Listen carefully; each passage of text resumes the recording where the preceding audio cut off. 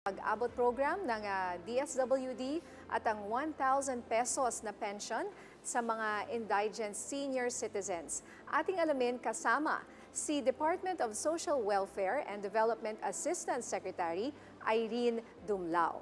ASEC, magandang tanghali po at welcome sa Bagong Pilipinas ngayon.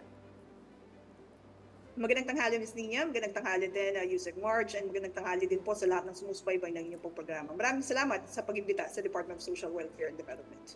Maraming salamat din po. Una po sa lahat, ano po ang kahalagahan at layunin ng Executive Order No. 52 ni Pangulong Ferdinand R. Marcos Jr. na nag-i-institutionalize sa pag-abot or tama ba ang pag-abot program ng DSWD? Well, unang-una, Nina, nais nating banggitin na ikinalulugod at ikinatutuwa ng pamunuan at ng buong Department of Social Welfare and Development yung paglalabas ng Executive Order No. 52 na nag-institutionalize nga ng Oplan Pag-abot o yung pagkakaroon natin ng Pag-abot program na naglalayon na tulungan yung mga families and individuals in strained situation at nagtitiyak na sila ay mabibigyan ng kaukulang assistance or interventions and gayon din maprotektahan mula sa mga iba't ibang uri ng kapahamakan na maaaring ang maidulot ng kanilang pananatili sa mga lansangan. Ang paglalabas ng Executive Order 52 ay nagpapakita sa dedikasyon and commitment ng Administrasyong Marcos na mapabuti yung kalagayan ng mga vulnerable sectors, alinsunod na rin doon sa layunin ng pagkakaroon ng bagong Pilipinas. So ito po ay napakahalaga para sa Department of Social Welfare and Development dahil magkakaroon ng complementation ng mga programa at mga serbisyo mula sa iba't ibang ahensya ng pamahalaan at mula sa private sector and non-government organizations upang sa gayon yung layunin ng Pag-abot program ay talagang ating ma-achieve and matulungan nga yung ating mga kababayan lubos po na nangangailangan na nasa mga lansangan. ASEC Irene, ano naman yung 9 assistance packages na kabilang dito sa Pag-abot program upang matulungan ang mga vulnerable sectors sa bansa? Well, Yusek Marge, kabilang doon sa mga nabanggit na mga component assistance under the Executive Order No. 52 ay yung financial assistance. Of course, ito yung pagbibigay ng financial support para sa mga basic needs ng ating mga beneficiaries while they are in transit doon sa kanilang current residence, papunta nga po doon sa kanilang relocation areas. Nandyan din po yung transportation or relocation assistance. Ito naman po ay kino-cover niya yung necessary cost para sa pag-transport ng mga beneficiaries, gayon din ng kanilang mga kagamitan mula doon sa kanilang current residence patungo naman doon sa lugar na sila ay ma-relocate. Susunod naman po dyan yung ating transitory shelter assistance. Ito po yung temporary shelter para doon sa mga beneficiaries natin pending po nung processing ng kanilang pagbalik mula sa kamay nila sa National Capital Region o doon sa mga highly urbanized cities na kung saan sila ay nanggaling patungo doon sa mga localities o mga probinsya na kung saan sila nga po ay ma-relocate. Kabilang na po dyan yung rental subsidy para doon sa mga beneficiaries na kakailanganin nga pong mangupahan ng kanilang temporary pagtitirahan. Kabilang din po doon sa mga component assistance, yung livelihood assistance. Of course, ito yung kinabibilangan noong Sustainable Livelihood Program na kasalukuyang ipinapatupad ng DSWD. Particular na po dyan yung social preparation and project development aspect ng programa para doon sa ating mga beneficiaries. And of course, makikipag-ugnayan tayo sa Technical Education and Skills Development Authority, sa Department of Trade and Industry, and ganun din sa Department of Agriculture para doon sa mga kinakailangang assistance. Kabilang dyan yung startup financial assistance na may bibigay doon sa mga eligible family beneficiaries para doon sa pagpapatayo o pagpapatuloy ng kanilang livelihood or economic activities doon po sa probinsya o doon sa lugar na kung saan sila ay ma-relocate.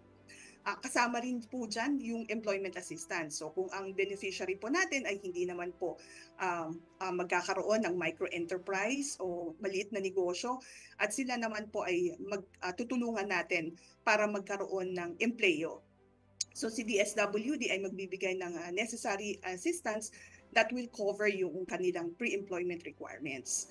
Kabilang din po dyan yung psychosocial support, yung capability building of communities, yung capacity building of local government units dahil napakahalaga na matulungan natin yung mga LGUs na kung saan maninirahan itong ating mga beneficiaries nang sa gayon ay ma-strengthen at ma-improve yung competencies ng mga LGUs towards the attainment of livable communities and strengthen social protection systems. And of course, kasama na rin po dyan yung ating community assistance. Ang DSWD ay nagpapatupad ng Kalahi-SEEDS o yung Kapit-Bisig laban sa kahirapan, comprehensive and integrated delivery of social services. So ito po ay isa sa mga gagamitin natin ng mga modalities o programa para doon sa development or rehabilitation naman po ng mga respective o yung mga areas ng ating mga beneficiaries. So ilan lamang po ito doon sa mga component assistance na kabilang doon sa nabanggit sa Executive Order 52. But of course, other related assistance packages or services ay maaari rin din naman pong maidagdag para ma-carry out yung objectives ng pag-abot program, provided of course that these are consistent with the mandates of the government agencies that will be part in the implementation of this program, Yusek March. Okay, ASEC Irene, pwede po bang malaman kung ilan po ang benepisyaryo nitong pag-abot program ng DSWD at kamakailan nga napabalita na in-extend ito sa mga street dwellers? Ilan po yung mga street dwellers or mga pamilya na mabibigyan po nitong pag-abot program ng DSWD if you have it? Well, Yusek Nina, nung ipinatupad natin yung Oplan Pag-abot dito sa National Capital Region nitong nakaraang taon, dahil nga tayo nagkaroon ng pilot run for this program, meron tayong mahigit 1,700 na mga families and individuals na natulungan under the Assistance to Individuals in Crisis Situation. Sila rin ay natulungan under the Balik Probinsya Program. Meron rin tayong mga nai-refer sa mga local government units, and of course, meron din tayong mga natulungan sa ating mga centers and residential care facilities. So dun sa ating pilot implementation, may na-profile tayo na mahigit 2,600 na mga families and individual situation. And again, meron tayong mahigit 1,700 na natulungan at nabigyan ng kaukulang intervention. Okay. At upang makatulong po sa pagtugon sa kahirapan sa bansa, binuo sa ilalim ng Pag-abot Program ang Interagency Committee. Ano naman po ang magiging role nito sa programang ito at sino po ang mga mamumuno sa committee na ito? Well, tama Ms. Nina, nakasaad doon sa ating Executive Order number 52 na bubuo ng Interagency Committee na pangungunuhan ng kalihim, Department of Social Welfare and Development, at magiging Vice Chair ang kalihim naman ng Department of Interior and Local Government. Kabilang din po sa miyembro ng Interagency Committee na to ang mga kalihim ng Department of Agriculture, Department of Trade and Industry, Department of Labor and Employment, Department of Health, Department of Budget and Management, Department of Education, ang Director General ng TESDA, Chairperson ng Presidential Commission for the Urban Poor, gayon din ang President and Chief Executive Officer ng Small Business Corporation, and ang Administrator ng Cooperative Development Authority. Ang Interagency Committee ay unang-una bubuo noong complementary services or assistance packages mula sa mga iba't ibang member agencies that will be aligned and may integrate ito doon sa component assistance packages na nabanggit ko sa ilalim nga ng Pag-abot Program. Gayon din po, ang Interagency Committee na ito ay mag-provide ng overall direction para sa implementation ng Pag-abot Program. Gayon na rin yung pagbibigay ng guidance and technical assistance sa mga government agencies, lalong-lalo na sa mga local government units. Gayon din po, titiyakin nito yung compliance ng mga iba't ibang ahensya ng pamahalaan upang ma-achieve yung objectives ng Pag-abot Program and of course yung complementation of services. Gayon din po, makikipag-ugnayan ng Interagency Committee sa Presidential Communications Office para sa pagbubuo ng isang strategic communications plan para maging aware ang publiko, ma-educate ang ating pong mga kababayan, and of course makasulisit din tayo ng mga suporta mula sa iba't ibang ahensya ng pamahalaan, particular na po mula sa local government units. Makikipag-ugnayan din ang interagency committee na ito sa iba't ibang local government units para sa pagbubuo ng mga polisiya. Gayon din po yung pagtitiyak na magkakaroon ng resource sharing arrangements para nga po matiyak natin na magiging maayos yung pagpapatupad ng mga iba't ibang programa na nabanggit ko earlier.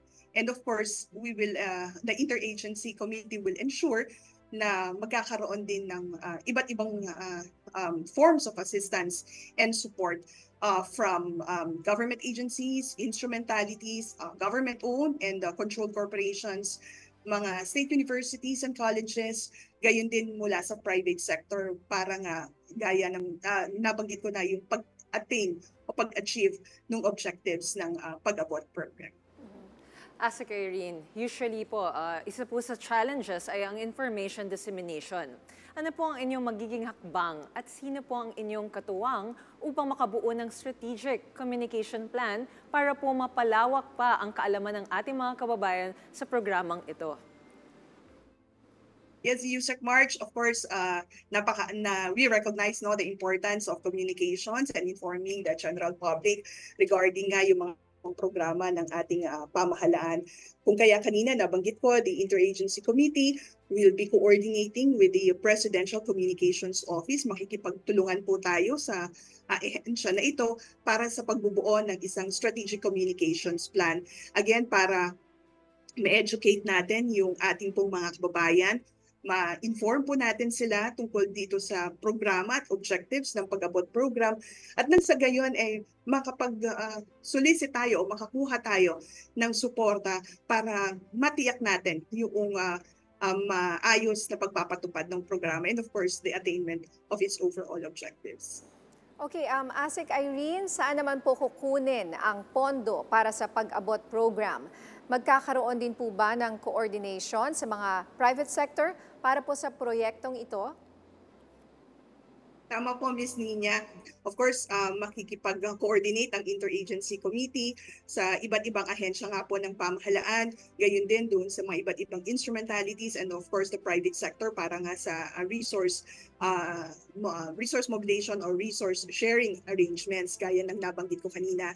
Sa initial funding po ng pag-abot program, of course ito ay kukunin doon sa available appropriations ng DSWD and ng mga member agencies ng Interagency Committee. Of course, that's subject to pertinent budgeting, accounting, and auditing rules and regulations. But of course, the Interagency Committee ay bubuo rin ng mga polisiya at mga programa na iprepresenta rin sa Department of Budget and Management. Ito yung mga budget proposals ng sa gayon, kung ano man po yung mabuo na karagdagang mga programa ay magkaroon din ng kaukulang budgetary allocation. Sa ibang usapin naman, ASEC, kailan naman po magiging effective itong 1,000 pesos na pensyon sa ating mga indigent senior citizens sa bansa? Sa inyong datos, ilang seniors po ba ang makikinabang dito buwan-buwan? Well, a USEC March para naman po doon sa social pension for indigent senior citizens. Natutuwa po ang ating pong ahensya na ibalita na nadoble na po yung pensyon na tinatanggap ng ating mga senior citizens under the program. Kung dati-dati po, 500 pesos per month ang kanila pong tinatanggap na pensyon, ngayon po ay nadoble na ito. Dito na nga po ay 1,000 kada buwan. And yung pong distribution ng ating social pension for indigent senior citizens ay sinasagawa po ng ating ahensya kada semester.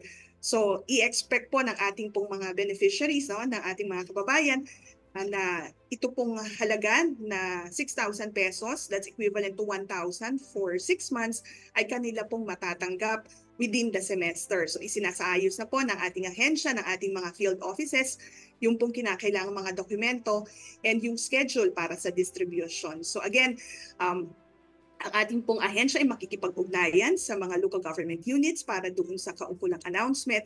And of course, we will be propagating the news or the information through our official communication platforms with respect to the announcements on the payout schedules. ASEC, sa ngayon po ba, sino ang mamumuno sa pamamahagi ng karagdagang pensyon na ito sa mga senior citizen? May target po ba tayo kung kailan isasalin ang pamumuno daw nito sa National Commission on Senior Citizens? Well, Ms. Nina, dahil nga po hindi pa na ito-turn over yung Social Pension for Indigent Senior Citizens Program sa National Commission of Senior Citizens, ang Department of Social Welfare and Development pa din po ang mangunguna sa pagdidistribute nitong pensyon para sa ating pong mga indigent senior citizens. Mahigit 4 million nga po pala ang ating mga beneficiaryo under this program, and gaya ng nabanggit ko, dahil si DSWD pa din po yung mangunguna sa distribution, tayo po ay makikipag-coordinate sa mga local government units para po doon sa mga payout schedules and payout arrangements. ASEC Irene, paano naman po ninyo sinisigurado ang seguridad sa pagtanggap at pamamahagi ng pensyon na ito? Well, Yusek March, gaya nga ng nabanggit ko, tayo yung nakikipag-coordinate sa mga local government units para doon sa mga payout distributions arrangements. Of course, nandyan na rin yung pag-identify ng area kung saan isasagawa yung payout, yung manual payout na isasagawa natin. And of course, nandyan yung mga iba't ibang ahensya ng pamahalaan na ating pong kasama para po sa pagtitiyak na magiging maayos at magiging safe yung mga distribution or yung mga payout activities natin. At para naman po doon sa mga senior citizens po natin who are bedridden at wala pong kakayahan na pumunta doon sa mga payout sites na na-identify, nagsasagawa rin naman po yung ating DSWD field offices ng distribution doon po sa kanilang po mga tahanan. Gayon din po, meron rin tayong mga arrangements with those beneficiaries who have existing cash cards that were previously issued by the Land Bank. So maaari din naman po nilang i-withdraw ito sa mga pinakamalapit Land Bank branches. But again, we would like to mention, Yusek Marge, na lahat ng pamamaraan, lahat ng arrangements ay sinasagawa po natin upang matiyak yung maayos at safe na pamamahagi po ng tulong sa ating mga indigent senior citizens. Alright, maraming salamat po sa mga ibinahagi ninyong impormasyon at sa inyong oras, DSWD Assistant Secretary Irene Dumlao. Maraming salamat po.